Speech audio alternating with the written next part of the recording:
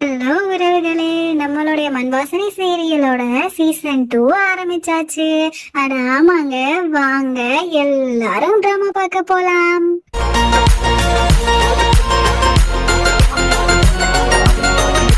நமக்கு நல்ல வளர்ந்து போய் ஆனந்தியுமே அதே மாதிரி ஜெகதீஷையுமே காமிச்சிட்டு இருக்காங்க. அவன் அவளுக்காக ட்ரெஸ் எல்லாம் எடுத்துட்டு வந்திருக்கான். அந்த ட்ரெஸ்ஸையுமே அவ ஒண்ணு ஒன்னா போட்டுட்டு இருக்கா. முதல்ல சுடிதார் போட்டுட்டு வரா, கூச்சமா இருக்கு அவளுக்கு. வேற இவன் நல்ல ஸ்டன் ஆகி அப்படியே அவ பக்கத்துல வந்து நின்றுட்டு இருக்கான் ரொமான்டிக்கா. உடனே இவன் வந்து வெளியில போலான்னு சொல்லிட்டு கார்ல அவளை வெளியில கூட்டிட்டு போறான். அவ சொல்றா, இனிமே நம்மளோட வாழ்க்கை புதுசா இருக்க போதில்ல அப்படின்னு சொல்லிட்டு அவளுமே அவனை கட்டி பிடிச்சி ஹக் பண்ணிக்கிறா.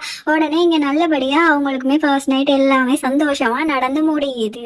அதோட இங்க காலையில ஆயிடுது. அப்போ வந்துட்டு இவன் சொல்றான், டாக்டர் படிக்கிறதுக்காக பட்டணம் போறேன், அதாவது டவுன் போறேன்ட்டு. இவன் ரொம்ப கவலைப்படுறா. அவனை கட்டி பிடிச்சிட்டு நான் எப்பவுமே நான் மறக்க மாட்டேன் அப்படின்னு சொல்றா. இவளுமே இவனுக்காக ஆரத்தி தான் எடுத்து இவனுமே எல்லாருடைய ஆசீர்வாதமா எடுத்துட்டு போய்கிட்டு இருக்கான். அப்ப அவளோட ஃப்ரெண்ட், அதாவது அந்த விதவு பொண்ணு வரவும் இவன் வந்துட்டு ஒரு மாதிரி ரியாக்ட் பண்றான். அதை பார்த்த பாட்டி என்ன பண்றாங்கன்னா, ரசகன மாதிரி வந்து நிக்கிறா பாரு, போடி வெளியில அப்படின்றா. அதுக்கு ஏத்த மாதிரி ஜெகதீஷுமே திட்டுறாங்க. நானே வெளியில போய்கிட்டு அப்போ பத்து வருவியான்ட்டு உடனே ஆனந்திக்கும் மனசு தாங்க மாட்டேங்குது. உடனே எடி அவன் ஏதாவது தெரியாம சொல்லியிருந்தா மன்னிச்சுக்கோன்னு சொல்றான். இவருமே போன் போட்டு போயிட்டியா அப்படின்னு கேட்கறா. இல்ல இப்பதான் பஸ் ஸ்டாப்புக்கே வந்து நிக்கிறேன், பஸ் ஏற போற வையின்னு சொல்லிட்டு வச்சுட்டு பஸ்லயும் ஏறுறாங்க. அவன் போய் நடக்கும் போதே போய் ஒரு தக்காளியில விழுந்துடுறான். அதை பார்த்த எல்லாருமே பயங்கரமா சிரிக்கிறாங்க. இவன் எந்திரிச்சு பார்க்கும்போது நமக்கு இன்னொரு பொண்ணை தான் காமிக்கிறாங்க. உடனே எல்லாருமே வந்துட்டு அசதி தெரியாம இருக்க டான்ஸ் ஆடிட்டு இருக்காங்க. இவனுக்கும் ஆனந்தி கூட டான்ஸ் ஆடுற மாதிரியே ஃபீல் ஆகுது. ரொம்ப சந்தோஷமா அவனுமே வந்துட்டு இருக்கான். அதுக்கப்புறம் அவங்களுமே இறங்கி போனதுக்கு அப்புறம் இவளும் அவனும் மட்டும் தாங்க அங்க இருக்காங்க. ஃபுட் எல்லாம் ஷேர் பண்ணி சாப்பிட்டுட்டு, நானும் அதே காலேஜுக்கு தான் போறேன், நீயும் அதே காலேஜுக்கு தான் போறியன்ற மாதிரி பேசிட்டு அட்மிஷனுமே கிடைச்சிருது, ஃப்ரெண்ட்ஸும் கிடைச்சிடறாங்க. இவனை வந்து காலேஜ்ல ரேகிங் பண்றாங்க. லிப்ஸ்டிக் எல்லாம் போட்டு பொண்ணு மாதிரி பொட்டெல்லாம் வச்சு. இதை அவ பார்த்துட்டு அந்த பொண்ணு ரொம்ப கதறி அழுதுட்டு இருக்கா. அவ பேர் கௌரி. இவன் வந்து இந்த ரேகிங் எல்லாம் நினைச்சு ரொம்ப கதறி அழுதுட்டு இருக்கான். அப்போ உடனே இவளோட போட்டோ, ஆனந்தி இவனும் சேர்ந்திருக்கிற போட்டோ தான் இவனுக்கு வந்து ரொம்ப ஆறுதல் கொடுக்கு. ரொம்ப அதை பார்த்துட்டு இருந்தாங்க. திடீர்னு அதை கிழிச்சு போட்டுறாங்க.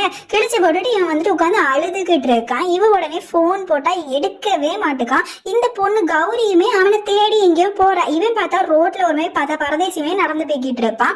என்னன்னு பார்த்தா ஒரு காரணம் முட்டிருப்பான் போல.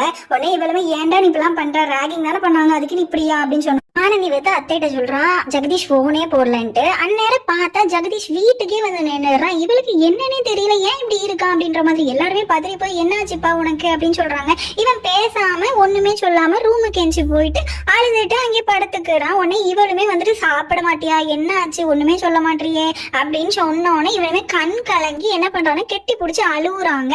உடனே அந்நேரம் பார்த்து கௌரியுமே அவன் வீட்டுக்கு வந்து போன் அடிக்கிறா. அப்போ ஆனந்தி தான் எடுத்துட்டு என்ன சொல்றான்னா, அவன் தூங்கிட்டு இருக்கான் அப்படின்னு சொல்லிடுறான். இவனுமே ஃப்ரெஷ்ஷா அதுக்கப்புறம் எல்லாத்தையும் மறந்து வந்துகிட்டு இருப்பான். இவன் வந்து நான் போன் போட்டுட்டே இருந்தேன், நீ எடுக்கவே இல்லையே அப்படின்னு சொல்லிட்டு அவன் போனை வாங்கி புடுங்கி பாப்பா பாத்துக்கோங்க. அப்போ வந்துட்டு ஒரே ஆனந்தின்னு இருக்கும், யாரா இது அப்படின்ற மாதிரி இவனும் கேட்பா. உடனே இவன் என்ன பண்ணுவானா, என்ன சொல்றேன்னு தெரியாம எங்க வீட்டு வேலைக்கார பொண்ணு, நான் அவள் கிட்ட இருந்தா எங்க அம்மா கிட்ட பேசுவேன் அப்படின்ற மாதிரி கூச்சமே இல்லாம சொல்லிடுவாங்க. நம்ம ஆனந்தியோ சின்ன வயசு போட்டோவெல்லாம் எடுத்து வச்சு பாத்துக்கிட்டு இருப்பா. அப்போன்னு பார்த்து போன் கால் வரும். அது யார்கிட்ட இருந்தா ஜெகதீஷ் கிட்ட இருந்ததான். உடனே அதை எடுத்துட்டு இவன் ரொம்ப நல்ல மாதிரி இங்க பேசிக்கிட்டு இருப்பான். இவளுமே நான் என்ன பார்த்துட்டு இருக்கேன் தெரியுமா, குரங்கு மாதிரி இருப்பிய உனைதான் அப்படின்ற மாதிரி சொன்னோட நான் மட்டுமா அப்படி இருக்கேன் அப்படின்ற மாதிரி இவனும் ஜாலியா பேசிட்டு இங்க பார்த்தா இளநீ அவ கூட சேர்ந்து குடிச்சுக்கிட்டு இருக்கான். இவளோ ராத்திரி அவன் போட்டோவை வச்சுட்டு அழுதுட்டே தூங்குறாங்க. இவன் பீச்ல போய் அவ கூட மண்ணுல விளையாடுறது என்ன, தொட்டு பிடிச்சி விளையாடுறது என்ன, அவ்வளோ கேவலமா பண்ணிக்கிட்டு இருக்கான். உடனே பார்ட்டிக்கு போறான். அங்கே நம்மளோட கௌரி வந்து வெஸ்டர்ன் ட்ரெஸ்ல வரா. அதை பார்த்து அன்னைக்கு எப்படி ஆனந்தியை பார்த்து ஒரு லுக் கூட்டானோ அதே மாதிரி ஸ்டானா இவளையும் பார்த்து நிக்கிறான். உடனே இங்க பார்ட்டி நடந்து முடிஞ்சதுக்கு அப்புறம் காலேஜ்ல கல்ச்சுரல்ல நம்ம கௌரியோ ரொம்ப சூப்பரா ஆடுவா. அதை பார்த்து இவனுக்கு என்னமோ மயங்கி போய் இங்க நின்றுட்டு இருக்கான். அந்நேரம் பார்த்து இவளுமே போன் போட்டு என்னப்பா சாப்பிட்டீங்களான்னு கேட்கறா. இவன் உடனே சும்மா போன் போட்டுக்கிட்டே இருக்காது, போனை வை அப்படின்னு சொல்லிதான். இவன் ஏன் இப்பெல்லாம் பேசுறான் அப்படின்னு சொன்னோன்னு, ஆமா படிச்சுக்கிட்டு இருப்பேன், உன மாதிரியே நான் வெட்டியா இருந்துட்டு இருக்கேன், பட்டிக்காடு வை போனன்னு வச்சிடுறாங்க. வச்சுட்டு இவன் சந்தோஷமா இருக்கா. ஆனா நம்ம ஆனந்தியோ ரொம்ப கதறி கதறி அழுதுறா. அப்புறம் ஆனந்தி வீட்டுல எல்லாரும் ஒரு சினிமா பாக்குறதுக்காக போவாங்க. அப்ப நம்ம ஆனந்தி என்ன பண்ணுவானா, அவளுடைய நினைப்பு எல்லாமே வந்துட்டு இவன் கூட அந்த பாட்டுல ஹீரோயின் ஹீரோவும் விளையாடுறத இவங்க ரெண்டு பேரும் ஆடுற மாதிரி இவன் நினைச்சு பார்த்து சிரிச்சிட்டு இருப்பாங்க. அதோட இங்க ஜெகதீஷை காட்டுறாங்க. இவன் என்னன்னா இவளுக்கு முடிய கோரி விட்டுட்டு ரொம்ப சந்தோஷமா ஷாப்பிங் பண்ணிக்கிட்டு இருக்கான். இங்க நம்ம ஆனந்தியை தான் நம்ம காட்டுறாங்க. அவ ஒரு ஸ்கூல்ல வேலை பார்த்துக்கிட்டு இருப்பா. உடனே அவளும் வேலையெல்லாம் முடிச்சுட்டு வீட்டுக்கு வர. அப்ப அவளோட மாமனார் சொல்றாங்க, அவனோட வீட்டுக்கார் வீட்டுக்கு வந்திருக்காமா அப்படின்னு சொல்லிட்டு இவளுக்கும் செம்ம குஷியாகி ஓடி வராங்க அவளை பாக்குறதுக்காக. உடனே அந்த ரூம் கதை கிட்ட பார்த்தா இவன் இவன் மாதிரி படுத்து கிடந்துட்டு உடனே யார் இங்க கூப்பிட்டா அப்படின்ற மாதிரி சொன்னோன்னே அவளுக்கு ரொம்ப கஷ்டமா எடுது. ஏன் இப்படி பேசுறான்ட்டு அந்நேரம் பார்த்து கௌரியுமே நம்மளோட ஜெகதீஷ்க்கு ஃபோன் போடுறோம். ஜெகதீஷ் அவள்கிட்ட மட்டும் நல்லா ஜாலியா பேசிக்கிட்டு இருக்கான். அந்நேரம் பார்த்து இவ ஒரு கண்ணாடி கொண்டு வரா. கண்ணாடி கொண்டு வந்து உனக்காக தான் இது போன தடவை திருவிழால வாங்கினேன், போட்டுக்கோ அழகா இருக்கும் அப்படின்னு சொல்லி போட்டு விடுறாங்க. இவன் அந்த கண்ணாடியை பார்த்துட்டு உடனே அப்படின்ற மாதிரி சொல்லிட்டு இதெல்லாம் ஒரு கண்ணாடியாப்ப அப்படின்னு சொல்லி தூக்கி எரிஞ்சிடுறான். இவளுக்கு ரொம்ப மனசு கஷ்டமாயிடுது. இதெல்லாம் எவன் போடுவான், கிழட்டு பையன் தான் போடுவான் இந்த கண்ணாடியெல்லாம், போய் உங்க அப்பன்ட்ட கூட அப்படின்ற மாதிரி பேசி விட்டுறான். இவளுக்கு எல்லாமே புதுசா இருக்கு, இப்பெல்லாம் பேச மாட்டேன்ட்டு. உடனே இவன் ஒரு ராத்திரி அவன் அப்பா கிட்ட போய் சொல்றான், அப்பா நான் 2 நாள் அப்பா இருப்பேன் அப்படின்னு சொல்லிட்டு லீவுக்காக வந்ததுனால அப்படின்னு சொல்லி பேசிட்டு இருக்கும் போது இவன் போய் கதவு திறக்கிறான். கதவு திறக்க மாட்டேங்குது, யாரும் உள்ள அப்படின்னு கேட்டுட்டு இருக்கான். உடனே நம்ம ஆனந்தி தான் கதவை திறக்கிற. பார்த்தா சுடிதார்லாம் போட்டு சூப்பரா இருக்கா. சரி இப்படியாவது இவனை மயக்குவோம் அப்படின்னு சொல்லிட்டு இவனுமே அப்படியே பக்கத்துல வரான். பக்கத்துல வந்துட்டு இருக்கும்போது பின்னாலே அவனோட கௌரி போற மாதிரி காட்டுறாங்க. உடனே இவனும் சரின்னு சொல்லிட்டு இவளை கட்டி பிடிக்கலான்ட்டு போறான். திடீர்னு என்னன்னு தெரியல, அந்த கௌரி உருவத்தை பார்த்தோன்னா உடனே கோவப்பட்டுடுறான் இவகிட்ட. இவளுக்கு ரொம்ப ரொம்ப கவலையா இருக்கு, நம்ம இப்ப என்ன பண்ணணும், இவன் எப்படி வரான்னு சொல்லிட்டு இவன் வெளியில உட்காந்துருப்பா. போய் நல்ல திட்டி விட்டுடுவா.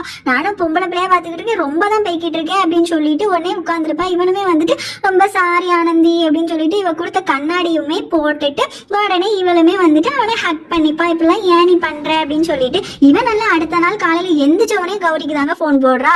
உடனே இவளுமே ஏன்னா எஞ்சிட்டியா அப்படின்னோடனே எஞ்சிட்டியா நான் திரும்ப கூப்பிடுறேன்னு சொல்லிட்டு போய் குளிச்சுட்டு வரான். இவன் சரி ஐயா பாவம் பசியா இருப்பான்னு சொல்லிட்டு ரூமுக்கு சாப்பாடை கொண்டு வந்துட்டு இருப்பா. இவன் உன்கிட்ட யார் சாப்பாடு கேட்டா, அவன் மூஞ்சிலே முழிக்க பிடிக்கலன்னு சொல்லிடுவான். ராத்திரி நல்லா தானடா இருந்தேன் அப்படின்ற மாதிரி இவளுமே நினைச்சிட்டு எல்லாத்தையும் பேசிட்டு அந்த சாப்பாடையும் கொண்டுட்டு போவா. இவன் உடனே கௌரிக்கு தான் போன் போட்டு பேசிக்கிட்டு இருப்பான். கௌரியுமே இப்பதான் ஞாபகம் வந்துச்சு அப்படின்னு சொல்லிக்கிட்டு இருப்பா. அந்நேரம் பார்த்து பாட்டி திட்டவா, நீ என் பேரனுக்கு ஒழுங்கா சாப்பாடு கொடுத்துருக்க மாட்டேன், ஊட்டி விட்டுருக்க மாட்டேன் அப்படின்னு சொல்லிட்டு அவளுமே விளையாண்டுட்டு சும்மா திட்டிட்டும் போயிருவா. இவளுமே சோகமா அங்கிருந்து போயிருவா. இவன் என்ன பண்ணுவானா, நல்ல ஜாலியா அவகிட்ட கடலை போட்டுக்கிட்டு இருப்பான் பாருங்க. அந்நேரம் பார்த்தா ஆனந்தியுமே இங்க இவன் யார்கிட்ட பேசிக்கிட்டு இருக்காங்க போதே உடனே அப்படியே போனை கட் பண்ணிடுவாங்க. சோ எஸ், இதுக்கப்புறம் நிறைய இன்ட்ரெஸ்டிங்கான ஸ்டோரிஸ்லாம் இதுல இருக்கு. மறக்காம நம்மளோட சேனலை சப்ஸ்கிரைப் பண்ணி வச்சுக்கோங்க. டெய்லி போடுற ஃபுல் வீடியோவை நீங்க பார்க்கணும். அதே மாதிரி நான் ஷார்ட்ஸ் மேல இருந்து இடையில போடுவேன். உங்களுடைய சப்போர்ட் ரொம்ப ரொம்ப தேவை. ஓகே ஃப்ரெண்ட்ஸ், நாளைக்கு பார்க்கலாம். பாய்.